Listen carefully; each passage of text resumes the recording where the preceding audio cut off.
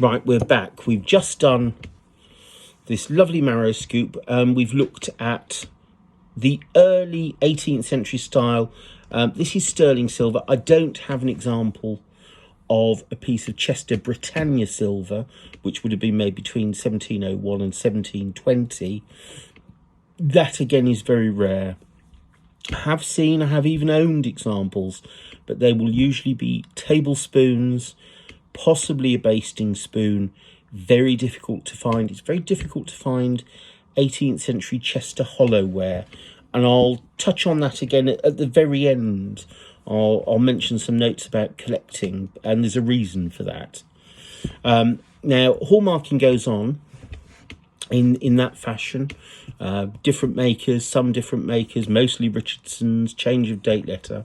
Something quirky happens just before we get to them adding the duty mark in 1784, which they do with all the assay offices. In 1778, for no apparent reason, because it's not even at the beginning of a cycle of date letters, they flip back. They go from this town mark, which is the divided coat of arms, and they go back to the earlier version of the town mark, which they'd used in that very first cycle for just 11 years. And that is 3 wheat sheaves with a dagger pointing up in between. And that is probably the mark you are most familiar with if you know anything about silver. That to you will be the Chester mark.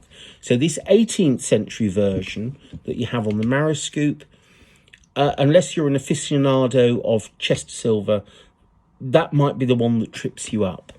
Now, I have just by fluke, it's coincided, this lovely little mug, hollowware, as I'll mention several times in the 18th century in Chester, is rare.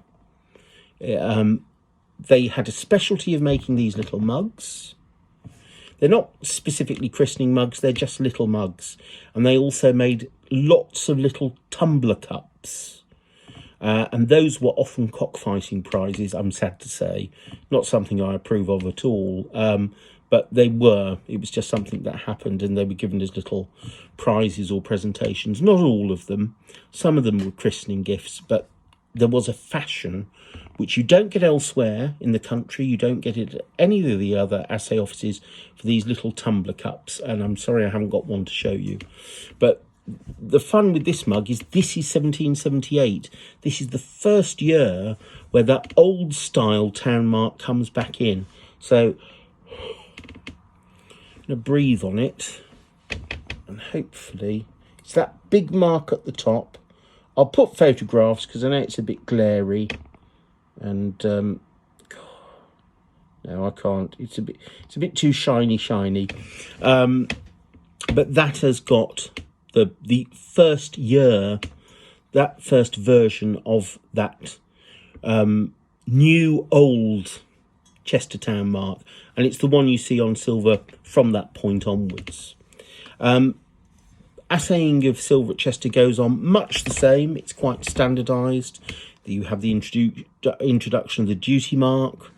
In 1840, there's a change of guard from one family of Chester goldsmiths overseeing things to another family of Chester goldsmiths, and for some apparent reason, the leopard's head is then discontinued.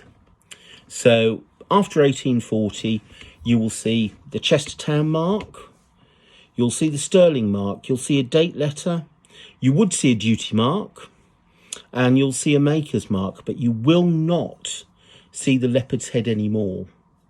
So that's just because that can confuse you. Now I've got here, when was this made? 1804. This is by Robert Bowers.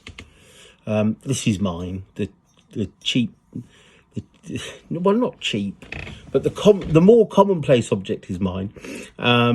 This is a nice tablespoon. Again, these are rare from this period. That's by Robert Bowers of Chester, and that has the full set of 6 marks on the back of it. They're quite, sometimes the punches at this period, they're not the best cut punches in the world. You've got a date letter, you've got the town mark, You've got the leopard's head at this point because it's 1804. After 1840, if this were 1841, it would not have that leopard's head. Then you've got the standard mark, the duty mark, and the maker's mark. So you get quite a lot of marks on the back of late 18th, early 19th century Chester silver if you find it. Again, it's going to be flatware, it's going to be tablespoons. If you find teaspoons or sugar tongs of this period, or wine labels, smaller silver, again, they're probably going to omit the town mark. They may omit the leopard's head. So you'll just have a maker's mark, the duty mark, and a standard mark. You may or may not have a date letter, you probably won't. So again, that's understanding what the styles of marks are and knowing who the makers are.